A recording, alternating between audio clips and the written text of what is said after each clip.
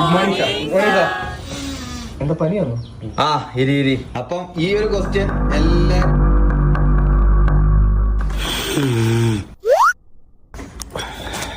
എല്ലാരും ബുക്ക് എടുത്തേ. കേട്ടല്ലോ, എല്ലാരും കേട്ടല്ലോ. ആ അപ്പൊ അടുത്ത ടോപ്പിലേക്ക് കിടക്കാം.